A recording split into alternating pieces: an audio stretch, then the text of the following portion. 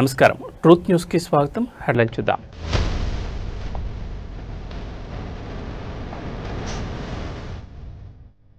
స్థానిక సంస్థల ఎన్నికల నిర్వహణపై హైకోర్టులో విచారణ. ఎన్నికలు ఎప్పుడు నిర్వహిస్తారో స్పష్టం చేయాలని ప్రభుత్వానికి ఈసీకి ఆదేశం.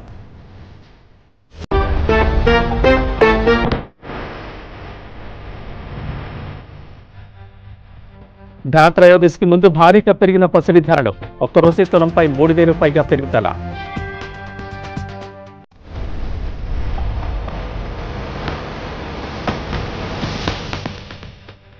నంద్యాల ప్రభుత్వ ఆసుపత్రిలో క్రిటికల్ కేర్ యూనిట్కి శంకుస్థాపన.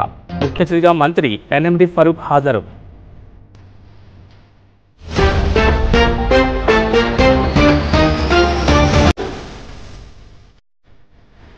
జిందాల్ భూ నిర్వాసితుల పోరాటం. 118వ రోజుకు నిరసన. సమస్యల పరిష్కారం దిశగా తొలి అడుగు. తెలంగాణ రాష్ట్రంలో స్థానిక సంస్థల ఎన్నికల నిర్వహణపై నెలకొన్న సందిగ్ధతపై హైకోర్టు కీలక ఆదేశాలు జారీ చేసింది. ఎన్నికలు ఎప్పుడు నిర్వహిస్తారో 2 వారాల్లోగా స్పష్టత ఇవ్వాలని ప్రభుత్వాన్ని రాష్ట్ర ఎన్నికల సంఘాన్ని ఆదేశించింది. ఈ అంశంపై ప్రభుత్వం ఎన్నికల సంఘం కలిసి చర్చించుకుని ఒక నిర్ణయానికి రావాలని ఉన్నత న్యాయస్థానం స్పష్టం చేసింది.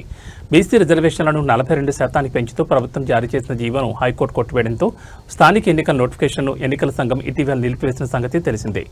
ఈసీ తీసుకుని నిర్ణయాన్ని సవాల్ చేస్తూ సురేందర్ అనే న్యాయవాది హైకోర్టులో పిటిషన్ దాఖలు చేశారు. ఈ పిటిషన్పై విచారణ సందర్భంగా సుప్రీంకోర్టు కూడా ఎన్నికలు నిర్వహించుకోవచ్చని చెప్పింది కదా అని హైకోర్టు గుర్తు చేసింది. దీనిపై ఎన్నికల సంఘం తరపు న్యాయవాది స్పందిస్తూ సుప్రీంకోర్టు కేవలం మౌఖికంగా మాత్రమే చెప్పిందని, లిఖితపూర్వక ఆదేశాల్లో ఆ ప్రస్తావన లేదని కోర్టు దృష్టికి తీసుకెళ్లారు. 42% బీసీ రిజర్వేషన్ల ఆధారంగా నోటిఫికేషన్ ఇచ్చామని, అది చెల్లకపోవడంతోనే నిలిపివేశామని వివరించారు. రిజర్వేషన్ల అంశంపై ప్రభుత్వంతో చర్చించి స్పష్టత వచ్చిన తర్వాతే కొత్తగా నోటిఫికేషన్ జారీ చేయగలమని తెలిపారు. ఈ ప్రక్రియ కోసం కొంత సమయం అవసరమని పేర్కొన్నారు. ప్రభుత్వం ఎన్నికల సంఘం తరపు న్యాయవాదులు 2 వారాల సమయం కోరడంతో హైకోర్టు అంగీకరిస్తూ తదుపరి విచారణను 2 వారాలకు వాయిదా వేసింది. ఆలోగా ఎన్నికల తేదీలపై ఒక స్పష్టమైన నిర్ణయంతో రావాలని నిర్దేశించింది.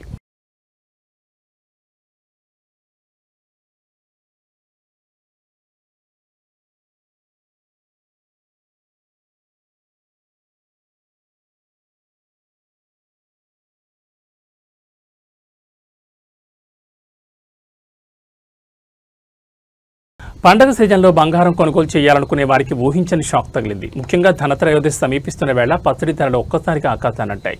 ఈవేళ ఒక్కరోజే తులం బంగారంపై 3,000కు పైగా పెరిగి వినియోగదారులను ఆందోళన గురిచేసింది. అయితే వెండి ధర తగ్గడం కాస్త ఊరటనిచ్చే అంశం. ఈవేళ ఉదయం నాటికి తెలుగు రాష్ట్రాల్లోని ప్రధాన నగరాలైన హైదరాబాద్, విజయవాడ మార్కెట్లలో బంగారం ధరలో భారీగా పెరుగుదల నమోదైంది. నిన్నటితో పోలిస్తే 22 క్యారెట్ల తులం బంగారం ధర 3,050 రూపాయలు పెరిగి 1,21,700కు చేరుకుంది. అదేవిధంగా 24 క్యారెట్ల స్వచ్ఛమైన బంగారం తులంపై 3,330 పెరిగి 1,32,770 వద్ద స్థిరపడింది. మరోవైపు బంగారం ధరలకు భిన్నంగా వెండి ధర దిగొచ్చింది. కిలో వెండిపై 3,000 రూపాయలు తగ్గి ప్రస్తుతం 2,03,000గా ఉంది. బంగారం ధరలు పరుగులు పెడుతున్న తరుణంలో వెండి ధర తగ్గడం కొనుగోలుదారులకు కొంత ఉపశమనం కలిగించింది.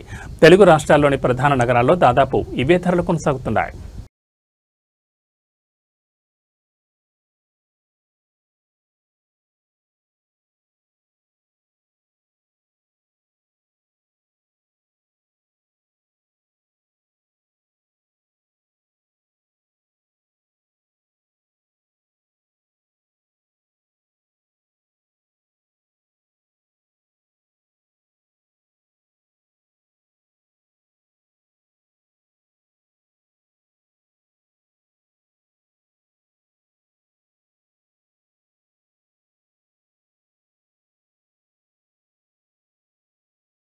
తెలంగాణ రాష్ట్రంలో బీసీలకు 42% రిజర్వేషన్లు అమలు చేయాలని డిమాండ్ చేస్తూ ఈ నెల 18వ తేదీన తెలంగాణ బీసీ జేఏసీ ఇచ్చిన బంద్కు తెలంగాణ సగర సంఘం రాష్ట్ర కమిటీ సంపూర్ణ మద్దతు ప్రకటించింది.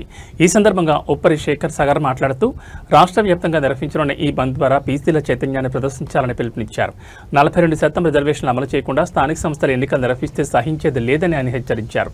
రాజ్యాంగ సవరణ ద్వారా చట్టబద్ధంగా రిజర్వేషన్లు అమలు చేయాలని డిమాండ్ చేశారు. రాజకీయ, విద్య, ఉద్యోగాల్లో జనాభా ప్రాతిపదికన రిజర్వేషన్లు కల్పించే వరకు తమ ఉద్యమాన్ని కొనసాగిస్తామని స్పష్టం చేశారు. తెలంగాణ రాష్ట్ర వ్యాప్తంగా ఉన్న సగరులందరూ ఈ బంద్లో పాల్గొనాలని పిలుపునిచ్చారు. పార్లమెంటుకు అని చెప్పేసి పంపించి ఇక్కడ అసెంబ్లీలో చర్చ జరిపిన తర్వాత ఈ చర్చ తీసినటువంటి బిల్ ఏదైతే ఉందో మరి గవర్నర్కు పంపించడం జరిగింది. గవర్నర్ ద్వారా మరి రాష్ట్రపతికి వెళ్ళింది. రాష్ట్రపతి దగ్గర పెండింగ్ ఉంది. అది పెండింగ్ ఉంది, సమయం అయిపోతుంది కాబట్టి మళ్ళీ రాష్ట్ర గవర్నమెంట్ రెండవసారి ఆర్డినెన్స్ తీసుకొచ్చింది. ఆర్డినెన్స్ కూడా గవర్నర్ దగ్గర పెండింగ్ పెట్టి ఆ తర్వాత ఇన్ని నెలలైనా కూడా కేంద్ర ప్రభుత్వము స్పందించట్లేదు. రాష్ట్రపతి గవర్నర్ ఏమో బిల్లులు పెండింగ్ లో పెట్టారు అని చెప్పేసి అసెంబ్లీలో మళ్ళీ ఒక జీవో తీసుకొచ్చి ఈ కాంగ్రెస్ ప్రభుత్వము ఇచ్చిన మాట నిలబెట్టుకునే క్రమంలో జీవోను తీసుకొచ్చినామని చెప్పి ఈరోజు చెప్తా ఉన్నారు. ఆ జీవోను కోర్టులో ఎవరో ఛాలెంజ్ చేస్తే ఈరోజు స్టే ఇచ్చింది. అంటే ఇక్కడ కేంద్ర రాష్ట్ర ప్రభుత్వాల్లో అధికారంలో ఉన్నటువంటి కాంగ్రెస్ బీజేపీ పార్టీలకు మరి వాదిస్తున్నప్పటికీ కూడా అవతల ఎవరైతే ఈరోజు బీసీలకు ఇన్ని సంవత్సరాలుగా కనీసం రిజర్వేషన్లు లేకుండా అన్యాయానికి లోనవుతున్నటువంటి సమాజాన్ని ఈ సమాజంలో సమానత్వం కోసం మరి బీసీలను కూడా అవకాశం కల్పించాలని చెప్పేసి ప్రభుత్వాలు ఒకవైపు నటిస్తూనే మరోవైపు ఇంకా వాళ్ళ కొన్ని సామాజిక వర్గాలు ఈరోజు ప్రధానంగా ఈ రాష్ట్రంలో రెడ్డి సామాజిక వర్గానికి సంబంధించినటువంటి మాధవరెడ్డి ఎవరు? ఈరోజు ముఖ్యమంత్రి గారు ఒక రెడ్డి సామాజిక వర్గం చెందినటువంటి గౌరవ రేవంత్ రెడ్డి గారు వారు వేసినటువంటి జీవోను ఛాలెంజ్ అదే కమ్యూనిటీకి చెందినటువంటి మాధవరెడ్డి ఎట్లా చేస్తాడు? అంటే ఈ రాష్ట్ర ప్రభుత్వము చిత్తశుద్ధి ఉంటే మాధవరెడ్డితో ఎందుకు మాట్లాడలేకపోయింది? పార్లమెంటులో నంద్యాల పట్టణ ప్రజలకు మెరుగైన వైద్య సేవలు అందించాలనే ప్రభుత్వ సంకల్పంలో భాగంగా స్థానిక ప్రభుత్వ జనరల్ హాస్పిటల్ ఆవరణలో నూతనంగా ఏర్పాటు చేయనున్న క్రిటికల్ కేర్ యూనిట్కు రాష్ట్ర న్యాయశాఖ మైనార్టీ సంక్షేమ శాఖ మంత్రి ఎన్ఎండి ఫరూక్ ఈరోజు ఘనంగా శంకుస్థాపన చేశారు. ఈ సందర్భంగా మంత్రి ఎన్ఎండి ఫరూక్ మాట్లాడుతూ అత్యవసర చికిత్స అవసరమయ్యే రోగులకు మెరుగైన వస్తువులు, ప్రత్యేక చికిత్సలు ఇక్కడే అందించడానికి ఈ యూనిట్ ఉపయోగపడుతుందని తెలిపారు. దీనివల్ల స్థానిక ప్రజలు మెరుగైన వైద్యం కోసం ఇతర నగరాలకు వెళ్లాల్సిన అవసరం తప్పుతుందని వివరించారు. త్వరగా ఈ క్రిటికల్ కేర్ యూనిట్ను పూర్తి చేసి ప్రజలకు అందుబాటులోకి తీసుకురావాలని అధికారులకు దిశానిర్దేశం చేశారు.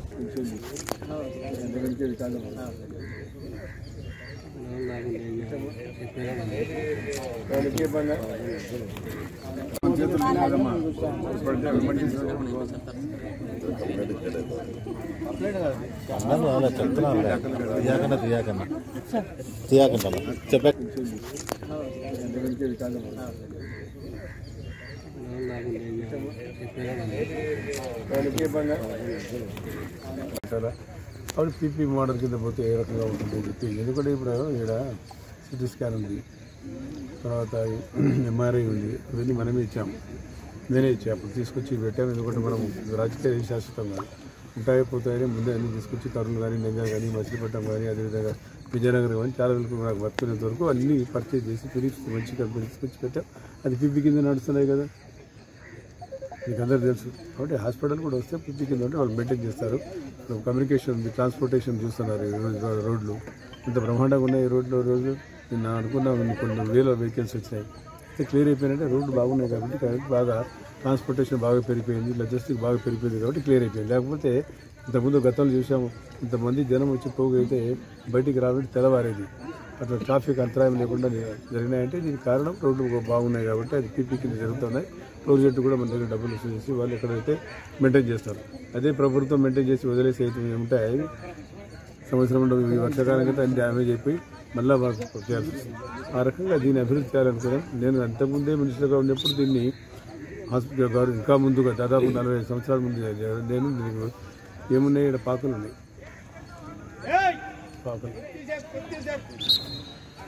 పాకలు ఉన్నాయి, మీకు అందరూ తెలుసు కదా. దాన్ని రెనోవేట్ చేసి అప్పుడు మంత్రిగా ఉన్నవారిని ముఖ్యమంత్రిగా అల్లుడు వెంకటేశ్వర గారు ఉన్నప్పుడు దాని దగ్గర ఎస్ఆర్బీసీ వరల్డ్ బ్యాంక్ ఫండ్స్లో ప్రజలకు అభివృద్ధి కోసం కార్యక్రమాల కోసం, సంక్షేమ కార్యక్రమాల కోసం నిధులు తీసుకొచ్చి ఇక్కడ పెట్టి 14 లక్షలు ఆ రోజుల్లో 86-87లో తీసుకొచ్చి ఇక్కడ పెట్టాం. అప్పుడు దాని వల్ల కూడా పేపర్లు బాగా రాశారు ఆ రోజుల్లో. ఈ పేపర్ 2-3 పేపర్లు జ్యోతిను ఈనాడు రాశారు. పిల్లలను కోతులు డెలివరీ అయితే పిల్లలను కోతులు ఎత్తుకుపోతుండే. ఏమీ లేదు ఇక్కడ, ఒక క్వార్టర్ ఉన్నది. లోకల్ డాక్టర్ నారాయణ ఉన్నాడు పాపం, ఆయనకు బాగా ఇంట్రెస్టెడ్. అప్పటికప్పుడు తీసుకొచ్చి ఆ డబ్బు తీసుకొచ్చి చేశాం. ఆ నుంచి స్వరూపం మారింది. మళ్ళీ ప్రధానమంత్రి గారి ఇంత వచ్చినప్పుడు వరల్డ్ బ్యాంక్ డబ్బులు ఇస్తే అప్పుడు ఆయన కూడా నెంబర్ 1 ఫస్ట్ టిక్ చేసి నంద్యాలకు వేశారు. తర్వాత దానికి బాగా అభివృద్ధి చేశాం. ఈరోజు ఏ స్థాయికి ఉందో మనకు తెలుసు. తర్వాత నేను మళ్ళా మంత్రి అయిన తర్వాత కూడా ఇది చేశాం. పల్నాడు జిల్లా వినుకొండ పట్టణంలోని బొక్టోబాడ్ గర్ల్స్ స్కూల్లో ప్రభుత్వ ఆదేశాల మేరకు స్వచ్ఛాంధ్ర స్వర్ణాంధ్ర స్వచ్ఛ దివాస్ నవంబర్ నెల థీమ్ గురించి అవగాహన కార్యక్రమం జరిగింది. ఈ కార్యక్రమంలో శానిటరీ ఇన్స్పెక్టర్ ఇస్మాయిల్ మాట్లాడుతూ వ్యక్తిగత పరిసరాల పరిశుభ్రత యొక్క ప్రాముఖ్యతని, బహిరంగ మలమూత్ర విసర్జన నివారణ, హ్యాండ్ వాష్ ప్రాధాన్యత, స్వచ్ఛ దీపావళి, పర్యావరణ పరిరక్షణపై విద్యార్థులకు వివరించారు. అనంతరం శ్రీ సాయి హాస్పిటల్ డాక్టర్ శంకర్ అనూష మాట్లాడుతూ మహిళల్లో గుండె జబ్బులు, రొమ్ము క్యాన్సర్, ఇతర స్త్రీ జననేంద్రియ క్యాన్సర్ల ముప్పు ఎక్కువగా ఉంటుందని తెలిపారు. నెలసరి సమస్యలు, కడుపు నొప్పి, గర్భాశయ సమస్యలు మరియు పరిశుభ్రత లోపించడం వంటి సమస్యలు సాధారణం కావని వివరించారు. నేను doctor Shankar Yashwanthi Anusha, consultant gynaecologist, Shri Sai hospital Vinukonda. ఈరోజు వినుకొండ పురపాలక సంఘం ఆధ్వర్యంలో నిర్వహిస్తున్నటువంటి ఈ స్వచ్ఛాంధ్ర స్వర్ణాంధ్ర కార్యక్రమంలో ఫస్ట్ వర్డ్ స్కూల్కి రావటం నాకు చాలా ఆనందంగా ఉంది. ఈరోజు ముఖ్యంగా కొన్ని అంశాల గురించి నేను ఇక్కడ మాట్లాడదలుచుకున్నాను. అందులో మరీ ముఖ్యంగా ఫస్ట్ ఇప్పుడు ప్రజెంట్ మెయిన్ ప్రాబ్లం అయినటువంటి సర్వైకల్ క్యాన్సర్కి గాను మీకు అవగాహన కల్పించడానికి నేను ఈరోజు ఇక్కడికి వచ్చాను. ఈ జనరల్గా క్యాన్సర్ అనేది మన ఇళ్లలో చూస్తూ ఉంటాము. అది మామూలుగా అది బయటపడేసరికి చాలా ఆలస్యం అయిపోతుంది. బయటపడిన తర్వాత కూడా దానికి పెద్దగా ట్రీట్మెంట్ అనేది లేదు, ఉన్నా కూడా వాటి వల్ల పెద్దగా ప్రయోజనం ఉండదు. అయితే ఇటు ఒక క్యాన్సర్కి మాత్రం అది రాక ముందుగానే మనం అది నివారించడానికి వ్యాక్సిన్ అనేది వేయించుకోవచ్చు. అది ఆ క్యాన్సర్ వ్యాక్సిన్ ఏంటి అంటే సర్వైకల్ క్యాన్సర్ వ్యాక్సిన్ అనమాట. దీంతో గాను మరీ ముఖ్యంగా హెచ్పివి అంటే హ్యూమన్ పాపిలోమా వైరస్, ఇది రాకోకుండా జిందాల్ భూ నిర్వాసితుల నిరసన కార్యక్రమం నేటితో 118 రోజులకు చేరుకుంది. గత 3 నెలలకు పైగా చేస్తున్న పోరాటం, పదే ఇచ్చిన ఫిర్యాదులు, గ్రామసభలో చేసిన విజ్ఞప్తులు ఎట్టకేలకు ఫలితాన్నిస్తున్నాయని నిర్వాసితులు హర్షం వ్యక్తం చేశారు.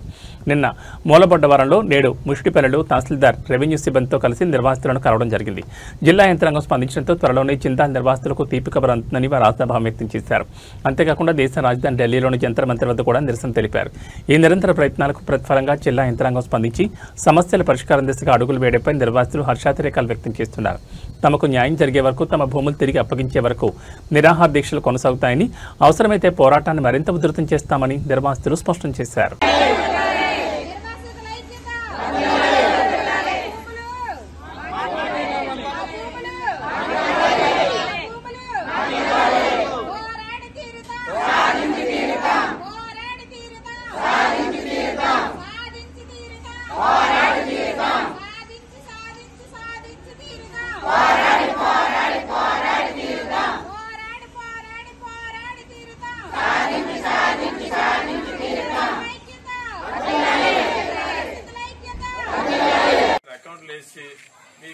మీకు డబ్బులు వేస్తాము, ఇంతే డబ్బులు వస్తాయి, ఇంక రావని చెప్పేసి ఇంట్లో ఎరుముద్రలు వేయించుకున్నాం. అది తప్పు కదా సార్. 18 సంవత్సరాలు అయితే డబ్బులు ఇచ్చుకొని అట్లీస్ట్ బ్యాంక్ ఇంట్రెస్ట్ ఇవ్వకుండా ఆ డబ్బులు ఇవ్వటం ఎంతవరకు సంబంధించింది. నెక్స్ట్ చాలా మంది ఏమనుకున్నారు, మనకి కలెక్టర్ గారు డబ్బులు ఇచ్చారు కదా, కలెక్టర్ గారి ద్వారా డబ్బులు మనకు రావాలి కదా, ఇది ఇచ్చినట్టు అయితే ఇంట్రెస్ట్ ఏదో వేసేది కదా అని కొందరు అనుకున్నారు. ఇప్పుడు ఉద్యోగాలు నమస్తే సార్, ఉద్యోగాలు ఇచ్చారు సార్. కలెక్టర్ గారు చెప్పాలంటే ఒకరు అంటే ఆయన క్లియర్ గా సబ్సిడీ అర్థం అవుతే కలెక్టర్ గారు. పశ్చిమ గోదావరి జిల్లాలోని తణుకులో నకిలీ మద్యంపై ప్రజల్లో నెలకొన్న అనుమానాలు, అపోహలను తొలగించేందుకు ప్రభుత్వం ఏపీ ఎక్సైజ్ సురక్ష యాప్ను ప్రతిష్టాత్మకంగా అందుబాటులోకి తెచ్చింది. ఈ యాప్ ద్వారా మద్యం కొనుగోలుదారులు తాము కొనుగోలు చేసిన మద్యం యొక్క నాణ్యతను, స్వచ్ఛతను వారే స్వయంగా పరిశీలించుకునే అవకాశం కల్పించబడింది. మద్యం విక్రయదారులు కూడా మద్యం అమ్మే సమయంలో తప్పనిసరిగా ఈ యాప్ ద్వారా స్కాన్ చేసి విక్రయించాలి. స్కాన్ చేయడం ద్వారా నకిలీ మద్యాన్ని సులభంగా గుర్తించవచ్చు. బెల్ట్ షాపులకు మద్యం తరలకుండా నిరోధించడానికి కూడా ఇది ఎంతగానో తోడ్పడుతుంది. ఈ యాప్ వినియోగంపై వినియోగదారులకు అవగాహన కల్పించే కార్యక్రమంలో ఎక్సైజ్ సిఐ సత్య మణికంఠ రెడ్డి, ఎక్సైజ్ ఎస్ఐలు మరియు కానిస్టేబుళ్లు పాల్గొన్నారు. ఆందోళనలు నెలకొన్నాయి. మనం తాగే మద్యం సరైందా, నకిలీదా కాదా అనేది ప్రజలు భయాందోళన పడుతున్నారు. ఈ నేపథ్యంలో ప్రభుత్వం ప్రతిష్టాత్మకంగా ఈ మద్యం వినియోగదారులకు ఈ యొక్క యాప్ను తీసుకొచ్చి తాము తాగే మద్యం స్వచ్ఛతని, నాణ్యతని పరీక్షించుకోవడానికి వినియోగదారునికి అవకాశం కల్పించింది. ఈ నేపథ్యంలో గూగుల్ ప్లే స్టోర్ నుంచి ఈ యొక్క ఏపీ ఎక్సైజ్ సురక్ష యాప్ ని మీరు డౌన్లోడ్ చేసుకోవచ్చు. అదేవిధంగా యాపిల్ ఫోన్ యూజర్స్ కూడా iOS ద్వారా ఆ లింక్ ద్వారా ఈ యొక్క యాప్ డౌన్లోడ్ చేసుకునే అవకాశం కల్పించారు. ఈ యాప్ ని ఈ క్యూఆర్ కోడ్ స్కాన్ చేయడం ద్వారా ఈ యాప్ డౌన్లోడ్ చేసుకోవచ్చు. ఈ యాప్ డౌన్లోడ్ చేసుకున్న తర్వాత ఈ యొక్క మద్యం సీసా ఈ మద్యం సీసా యొక్క బాటిల్ మీద నుండి హాలోగ్రామ్ స్టిక్కర్ మీద ఈ క్యూఆర్ కోడ్ ని స్కాన్ చేయాల్సి ఉంటుంది. ఈ క్యూఆర్ కోడ్ ని స్కాన్ చేయండి. చేసిన తర్వాత ఈ యొక్క నెంబర్స్ ఉంటాయి కూడా, ఏంటిది సెక్యూరిటీ కోడ్ అని ఒక నంబర్ ఉంటుంది 4 digits. ఆ సెక్యూరిటీ కోడ్ నంబర్ దాంట్లో ఎంటర్ చేయాలి. చేసిన తర్వాత సబ్మిట్ కొడితే ఈ బాటిల్కి సంబంధించి ఎక్కడ తయారైంది, మ్యానుఫ్యాక్చరింగ్ డేట్ ఎంత, ఎంఆర్పి ఎంత ఉంది, మరియు అది ఎక్కడ తయారైంది, ఏ డిపో నుంచి వచ్చింది, ఏ షాప్కి వచ్చింది, మీరు షాప్ నుంచి కొనుగోలు చేసింది ఆ షాప్ నుంచి కొనుగోలు చేసామా లేదా అనేది మీరు తెలుసుకోవడానికి అవకాశం ఉంటుంది. ఇప్పుడు ఇది షో డీటెయిల్స్ అని కొడితే ఈ షాపుకి ఈ మద్యాన్ని బాటిల్కి సంబంధించి వివరాలన్నీ కూడా ఈ నేపథ్యంలో ఈ యొక్క మద్యంపై ప్రజల్లో అపోహలను, అనవసర ఆందోళనను తొలగించడం కోసం ప్రభుత్వం ప్రతిష్టాత్మకంగా ఏపీ ఎక్సైజ్ సురక్ష యాప్ను తీసుకురావడం జరిగింది. దీనిలో ప్రజలు, కొనుగోలుదారులు ఎవరికి వారే తాము కొనుగోలు చేసిన మద్యం యొక్క నాణ్యతను మరియు స్వచ్ఛతను ఎవరికి వారే సొంతంగా తెలుసుకోవడానికి అవకాశం కల్పించడం జరిగింది. ఈ యొక్క ఏపీ ఎక్సైజ్ సురక్ష యాప్ ని గూగుల్ ప్లే స్టోర్ నుంచి డౌన్లోడ్ చేసుకోవాల్సిందిగా ప్రజలందరికీ విజ్ఞప్తి చేస్తున్నాము. కొనుగోలుదారులు తాము కొనుగోలు చేసిన మద్యం యొక్క ఏ తేదీన తయారైంది, ఎక్కడ తయారైంది, ఏ షాపుకి ఆ మద్యం వచ్చింది, వారు ఏ షాప్ నుంచి కొనుగోలు చేస్తున్నారు, తదితర వివరాలన్నీ కూడా ఈ యొక్క బాటిల్ మీద మూత మీద ఉన్నటువంటి హాలోగ్రామ్ స్టిక్కర్ మీద ఉన్న QR కోడ్ ని స్కాన్ చేయడం ద్వారా ప్రతి కొనుగోలుదారులు దానికి సంబంధించి తెలుసుకోవడానికి అవకాశం ఉంటుంది. అదే విధంగా తాము కొనుగోలుదారుడు స్కాన్ చేసిన అనంతరం తాము పొందిన వివరాలను బాటిల్ మీద ఉన్నటువంటి పక్కన బాటిల్ మీద లేబుల్ మీద ఉన్నటువంటి మ్యానుఫ్యాక్చరింగ్ డేటు మరియు బ్యాచ్ నంబర్ తో సరిపోల్చుకుని ఒకసారి చెక్ చేసుకోవాల్సిందిగా వారికి సూచిస్తున్నాము. ప్రజలందరూ కూడా ఎటువంటి భయాందోళన లేకుండా తాము కొనుగోలు చేసిన మద్యాన్ని యొక్క నాణ్యతను వారే ధృవీకరించుకుని వారు ఎటువంటి భయాందోళనకు గురి కాకుండా మద్యాన్ని స్వీకరించవచ్చునని ఈ సందర్భంగా వారికి హామీ ఇస్తున్నాము. అదే కాకుండా పల్నాడు జిల్లాలోని వినుకొండ పట్టణంలో ఒక వివాహ కార్యక్రమంలో జగనన్నకు సంబంధించిన పాటలు ప్లే చేయడంతో పోలీసులు డీజే నిలిపివేశారు. ఈ సంఘటనపై పలువురు పోలీసులు తీరుని విమర్శిస్తున్నారు. నిర్వాహకులు మాట్లాడుతూ జగనన్న అంటే భయం అనుకున్నాం, కానీ ఆయన పాట విన్నా కూడా కూటమి ప్రభుత్వానికి భయమే అని వ్యాఖ్యానించారు. పెళ్లి వేడుకల్లో పాటలు, డాన్సుల కోసం కూడా అనుమతి అడగాలనే విధంగా పోలీసులు దౌర్జన్యం చేస్తున్నారని పలువురు మండిపడ్డారు. పోలీసులు కూటమి ప్రభుత్వం కోసం మాత్రమే పనిచేస్తున్నారని, సామాన్య ప్రజల పనులు పట్టించుకోవడం లేదని విమర్శలు చేశారు. రాజకీయాలకు అతీతంగా పోలీసులు వ్యవహరించాల్సిన అవసరం ఉందని, వ్యక్తిగత వేడుకల్లో జోక్యం తగదని అభిప్రాయపడ్డారు.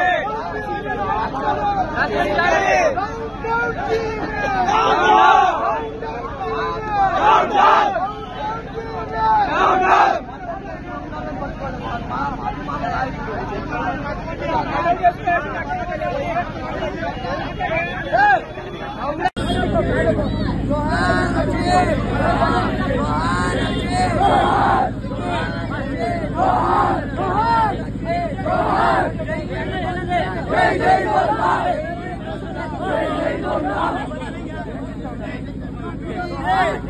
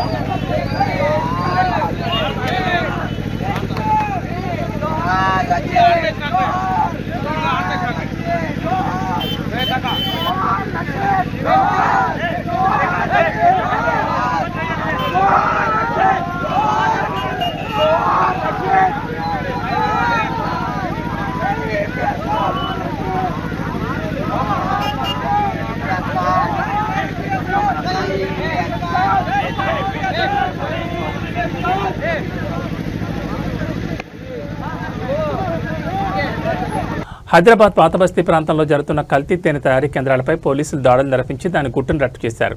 పోలీసులు దాడుల్లో భాగంగా 100 లీటర్ల కల్తీ తేనెను స్వాధీనం చేసుకున్నారు. ఈ తయారీకి ఉపయోగించిన 2 కార్లను కూడా పోలీసులు సీజ్ చేశారు. ఈ కల్తీ తేనె తయారీ కేంద్రాల నిర్వహణలో ఉన్న 3 నిర్వాహకులను పోలీసులు అరెస్ట్ చేశారు. పోలీసులు ఈ కల్తీ కేంద్రాన్ని ఛేదించడం ద్వారా ప్రజల ఆరోగ్యాన్ని హాని కలిగించే ఈ అక్రమ వ్యాపారాన్ని అడ్డుకున్నారు.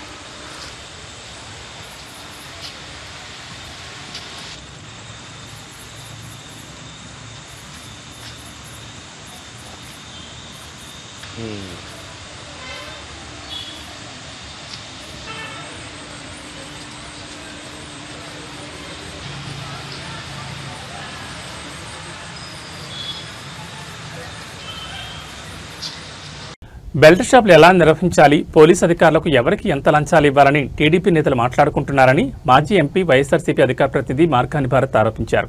బెల్ట్ షాపులు నడపడానికి బాండ్ పేపర్లు రాసుకుని మరీ చర్చించుకుంటున్నారని ఆయన పేర్కొన్నారు. చట్టవిరుద్ధమైన కార్యకలాపాల గురించి చర్చించుకుంటున్న ఈ టీడీపీ నేతలపై ప్రభుత్వం తక్షణమే కేసులు నమోదు చేయాలని మార్కాని భారత్ డిమాండ్ చేశారు. సిండికేట్ వ్యాపారం ఎలా చేయొచ్చు అని రేట్లు పెంచుకుని అమ్ముకుందాం, ఇంకొకటేమో బెల్ట్ షాపులు పెట్టుకుందాం. ఏ షాపు పరిధిలో ఉన్న బెల్ట్ షాపులు ఆ ఏరియాలోనే అమ్ముకోవాలి. వేరే ఏరియాలో ఉన్న షాపులోళ్ళు ఇక్కడ బెల్ట్ షాపులు పెట్టకూడదు. ఎక్సైజ్ సిఏల్ని ఇద్దరిని రప్పిద్దాం, వాళ్ళు కొంచెం డబ్బులు ఎక్కువ అడుగుతూ ఉన్నారు. వాళ్ళనిద్దరిని నార్త్ సిఐని సౌత్ సిఐని కూడా కూర్చోబెడదాం అని ఇంకొక మద్యం షాప్ వాళ్ళతో ఈయన బేరసారాలు చేస్తూ ఉన్నాడు. మళ్ళీ అదేదో బాండ్లు 100 రూపాయల స్టాంప్ పేపర్ మీద బాండ్లు రాసుకోవాలంట, చెక్లు ఇచ్చుకోవాలంట. దీనికి సంబంధం లేదండి. మనం ఇవాళ సిఏలతో ఎక్సైజ్ నార్త్ సౌత్ సిఏలని కూర్చోబెట్టి మాట్లాడించాము. వాళ్ళు ఏదో ఆఫర్ పెట్టేది కావాలని. అది ఈవినింగ్ సిఏ కూడా రమ్మన్నాడు అందరికి. ఏం చేయాలి, ఎలాగ అమ్మాలి, అందరం కలిపి యూనిటీ ఎలా ఉండాలి. నా సైడ్ నుంచి ఒక చిన్న రిక్వెస్ట్ అండి, చెప్పండి. మీరు కొన్ని లీడ్ తీసుకొని ఏమనుకున్నామో అది ఒక పేపర్ మీద పెట్టండి సార్. అదే దాని గురించి చెప్పి ఏమనుకుంటున్నానంటే ఏదనుకున్నా 39 మీద బాండ్ మీద సంతకం పెడియాలి. అంటే 100 రూపాయల బాండ్ మీద సంతకం. అదే నేను చెప్పడం 39 మీద బాండ్ మీద సంతకం ప్లస్ 39 మీద ఎవరికి కేసు వచ్చినా అందరూ బరాయించాలి. Team India star allrounder Ravindra Jadeja భార్య రివాబా జడేజా రాజకీయాల్లో కీలక మైలురాయిని చేరుకున్నారు. గుజరాత్లో కొత్తగా కొలువుదీరిన మంత్రివర్గంలో ఆమెకు స్థానం లభించింది. నేడు జరిగిన కేబినెట్ విస్తరణలో ఆమె మంత్రిగా బాధ్యతలు చేపట్టారు. కొంతకాలంగా గుజరాత్ రాజకీయాల్లో చురుగ్గా ఉంటున్న రివాబా ఇప్పుడు రాష్ట్ర ప్రభుత్వంలో మంత్రిగా కీలక పాత్ర పోషించనున్నారు. ఒక ప్రముఖ క్రికెటర్ భార్య రాష్ట్ర కేబినెట్లో మంత్రి కావడం జాతీయ స్థాయిలో ఆసక్తిని రేకెత్తిస్తోంది. ఈ నియామకంతో ఆమె రాజకీయ ప్రస్థానం మరో ఉన్నత స్థాయికి చేరినట్లయింది. రివాబా జడేజాకు మంత్రి పదవి దక్కడం పట్ల ఆమె మద్దతుదారులు, రవీంద్ర జడేజా అభిమానులు సోషల్ మీడియా వేదికగా హర్షం వ్యక్తం చేస్తూ శుభాకాంక్షలు తెలుపుతున్నారు. క్రీడా నేపథ్యం ఉన్న కుటుంబం నుంచి వచ్చిన వ్యక్తి రాజకీయాల్లోనూ రాణించడంపై ప్రశంసలు కురుస్తున్నాయి.